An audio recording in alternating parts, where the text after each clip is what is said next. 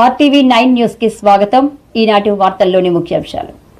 డోర్నకల్ నియోజకవర్గంలో దంతాలపల్లి మండల కేంద్రంలో తెలంగాణ రాష్ట్ర ప్రభుత్వం అత్యంత ప్రతిష్టాత్మకంగా ప్రవేశపెట్టిన భూభారతి చట్టం 25 అవగాహన రెవెన్యూ సదస్సు శ్రీ సాయి బాలాజీ గార్డెన్ లో జరిగింది.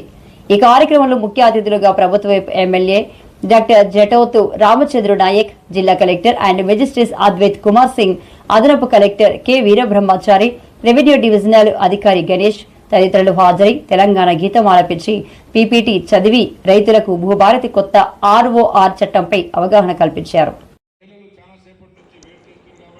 మహబూబాబాద్ జిల్లా డోర్నకల్ నియోజకవర్గంలోని దంతాలపల్లి మండల కేంద్రంలో తెలంగాణ ప్రభుత్వం ప్రతిష్టాత్మకంగా ప్రవేశపెట్టిన భూభారతి చట్టంపై రెవెన్యూ సదస్సు జరిగింది.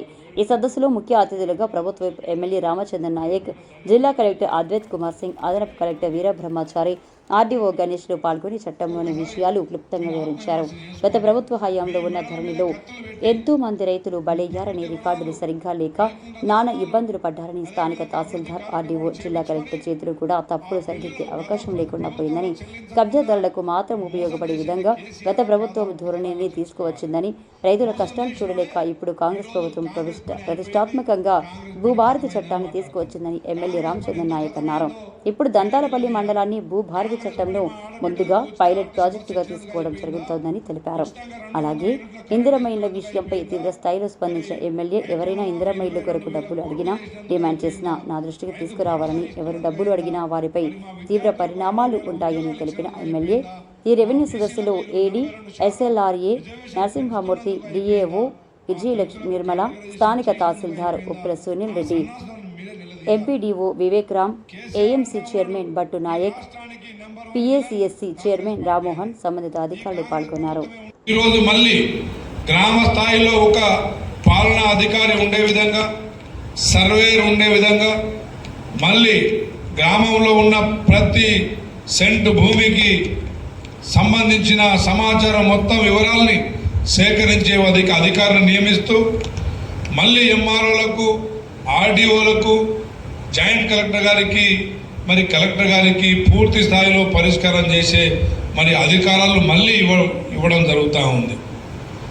గతంలో గత ప్రభుత్వం ఎంఆర్ఓ దగ్గర పోతే మాకు హక్కులు లేవు, ఆర్డీఓ దగ్గర పోతే కలెక్టర్ దగ్గర వెళ్ళండి, కలెక్టర్ దగ్గర వెళ్తే మీరు వినతి పత్రాలు ఇవ్వండి అని చెప్పే కాడికే మరి ప్రజల్ని 6-7 సంవత్సరాల నుంచి తిప్పుకున్న పరిస్థితి చూసినాం. కానీ ఈరోజు ఎంఆర్ఓ స్థాయిలోనే, ఎంఆర్ఓ ఆఫీసులోనే మీ సమస్యలు పరిష్కారం అయ్యే విధంగా మ్యూటేషన్లు కావచ్చు, రిజిస్ట్రేషన్లు కావచ్చు, ఆర్ఓఆర్లు కావచ్చు, నాలా కన్వర్షన్ కావచ్చు, ఇంకేదైనా అదనపు ఫిర్యాదులు కావచ్చు, ఏదైనా ఎంఆర్ఓ స్థాయిలోనే. మరి గతంలో రిజిస్ట్రేషన్ పవర్ ఒకటే ఇచ్చిరు ఎంఆర్ఓలకు, ఎంఆర్ఓ ఆఫీసులో కేవలం రిజిస్ట్రేషన్ మా హక్కులు మాత్రమే కల్పించింది.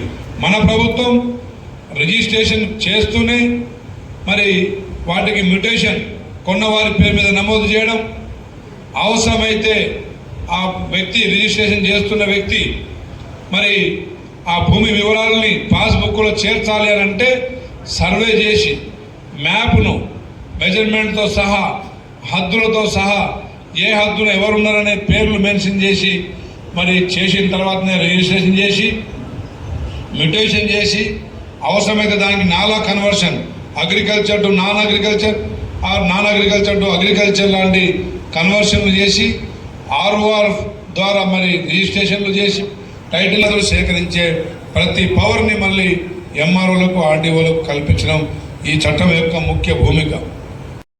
ఆర్థికంగా లేని వారు మరి ఇంకో 3 నెలలు 4 నెలలు రెండో విడత ఇవ్వబోతున్నాం కాబట్టి ఈలోపు రెడీ చేసుకుంటే రెండో విడతలో మీరు ఇల్లు కట్టుకునే వెసులుబాటు వస్తుంది కాబట్టి భయపడాల్సిన అవసరం లేదు. అదేవిధంగా తప్పకుండా మీరు బేస్మెంట్ కట్టినప్పుడు 1,00,000, పిల్లలు కట్టుకున్నప్పుడు 1,00,000, స్లాబ్ వేసినప్పుడు 1,00,000, పూర్తిగా అయినప్పుడు గృహప్రవేశానికి మిగతా సొమ్ము మీ ఖాతాలో పడే విధంగా గ్రీన్ ఛానళ్ళ ద్వారా ఎలాంటి ఏ అధికారి కానీ, ఏ నాయకుడు కానీ మీకు మధ్యలో లేకుండా మీ ఖాతాల్లో మీకు డబ్బులు జమ అయ్యే విధంగా కార్యక్రమం చేపట్టినాం.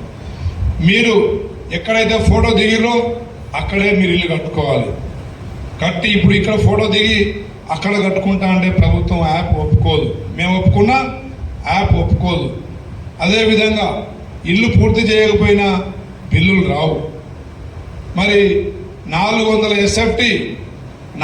ఎస్ఎఫ్టీ ప్రభుత్వం నిర్ణయించింది. కానీ కొంతమంది కొంచెం ఆ రూములు సరిపోవు, భవిష్యత్తులో ఇబ్బందులు తలెత్తాయని అనుకున్న వారు సొంతంగా ఇంకేదైనా 1-2 లక్షలు కలుపుకోగలిగితే 600 ఎస్ఎఫ్టీ వరకు మాత్రమే కట్టుకునే వెసులుబాటు ప్రభుత్వం వెసులుబాటు ఇచ్చింది. 400 ఎస్ఎఫ్టీ కాకుండా 600 ఎస్ఎఫ్టీ కట్టుకునే విధంగా మీరు ప్లాన్ చేసుకోండి. పిల్లర్లు వేసుకోవచ్చు, కానీ పిల్లలతోనే నా డబ్బులు అయిపోయినాయని చెప్పి మీరు ఇల్లు ఆపుకుంటే బిల్లులు ఆగిపోతాయి. తప్పకుండా మీరు 600 ఎస్ఎఫ్టీ దాటితే కూడా బిల్లులు రావు. మెట్లు కట్టుకోవచ్చు, బాత్రూమ్లు కట్టుకోవచ్చు, కానీ 600 ఎస్ఎఫ్టీ దాటవద్దు. 600 ఎస్ఎఫ్టీ దాటుతుందంటే మీరు ఆర్థికంగా ఉన్నవారి కింద లెక్క అవుతారు. కాబట్టి యాప్ మిమ్మల్ని డిలీట్ చేసి మీ డబ్బులు జమ కాకుండా ఆపే పరిస్థితి ప్రమాదం ఉంది.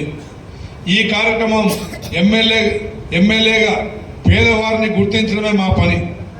కానీ మీరు కట్టుకునేటప్పుడు డబ్బులు వచ్చే పని మాత్రం యాప్ మాత్రమే చేస్తుంది. ఆ సాఫ్ట్వేర్ ద్వారానే మాత్రమే మీ